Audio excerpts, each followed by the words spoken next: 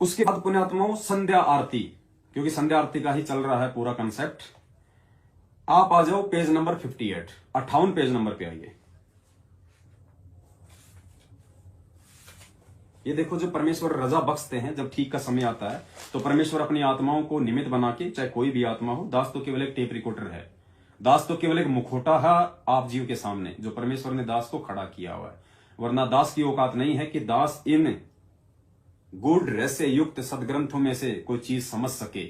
दास तो बेबुद्धि का जीव है, दास तो दुर्बुद्धि का जीव है। पुण्यात्माओं, ये तो आप भाई बहन हैं, परमेश्वर की विशेष प्यारी आत्माएं हैं, जो दास के पास में सबूत भेजते रहते हैं। और दास ने इस परमात्मा को केवल किसी संस्कार आधार से केवल एक रेडियो के रूप में आप जीव के सामने पेश किया हुआ है। वरना दास की औकात नहीं है कि दास ये चीजें ढूंढ सके, दास आप जीव को ये बता सके, और दास बिना सतगुरुदेव जी के आशीर्वाद से इन चीजों को समझ सके।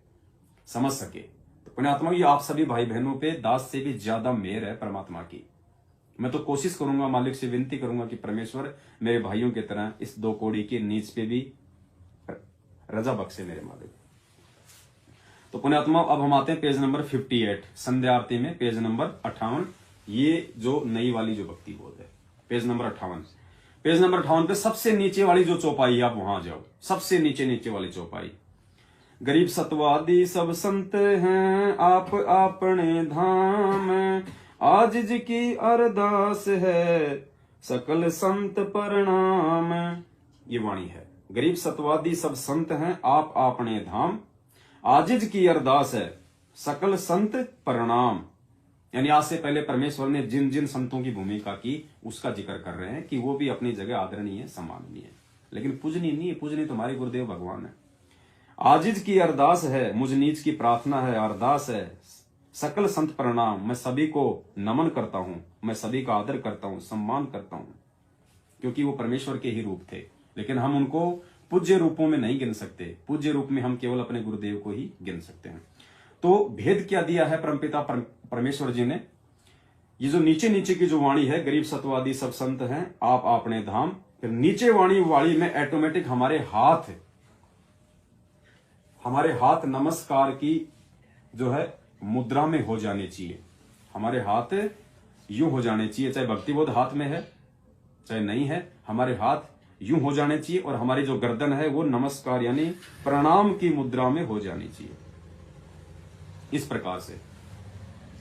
और फिर उसके बाद क्या लिखा है नीचे? जैसे हम ये वाणी बोलेंगे हम 2 बार, उसके बाद में नीचे क्या लिखा है? आरती के साथ लगातार करनी है।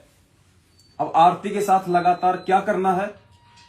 अब आरती तो हमने पूरी करनी है। अगर यहां पे ये नहीं लिखा होता तो भी हमने पूरी संध्या आरती लगातार ही करनी थी। तो फिर यहां पे लिखा क्यों गया गुरुदेव के द्वारा कि आरती के साथ लगातार करनी है? क्या करनी है लगातार आरती के साथ? हमने ये जो चौपाई जो बोली है, गरीब सतवादी सब संत है आप अपने धाम, उसके बाद ऑटोमेटिक हमारे हाथ जुड़ जाएंगे। आजिज की अरदास है, यानी अरदास आदमी जो करता है हाथ जोड़ के प्यार से, आधीनी से, विनम्र भाव से, और गर्दन हल्की सी नीची करके करता है सम्मान में। आजिज की अरदास है सकल संत प्रणाम।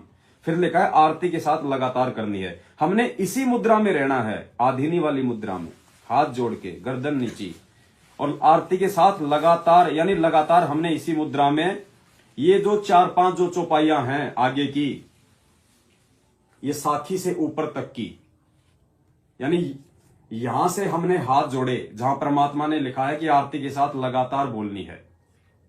उसके बाद ये जो वाणियां हैं 5-6, ये यहां जो लिखा हुआ साखी तक, ये जो 6 वाणियां हैं, इन सभी वाणियों को हमने उसी पोजीशन में आधीनी से हाथ जोड़ के हमने गाना है, बोलनी है, क्योंकि ये विनती है पूरी। और विनती जो की जाती है, प्रार्थना जो की जाती है, वो आधीनी और हाथ जोड़ के की जाती है। और उसके बाद फिर आगे जो शुरू हो जाएगा, गरीब जल थल साक्षी एक है, डूंगर ढेर दयाल। फिर आपकी मर्जी है, चाहे उसी स्थिति में रहो, चाहे अपना सामान्य स्थिति में आ जाओ। लेकिन उस चौपाई के बाद ये गरीब सतवादी सब संत हैं आप अपने धाम, आजिज की अरदास है सकल संत प्रणाम। उसके बाद आगे की ये 6 लाइनें हमने उसी मुद्रा में आधीनी से परमात्मा से ये प्रार्थना करनी है, क्योंकि गुरुदेव का आदेश है कि आरती के साथ लगातार करनी है। ये नीचे लिखा हुआ है, नीचे छोटे छोटे शब्दों में, आरती के साथ लगातार करनी है। तो ये परमेश्वर ने सद्बुद्धि दी, एक भेद ये छुपा हुआ था।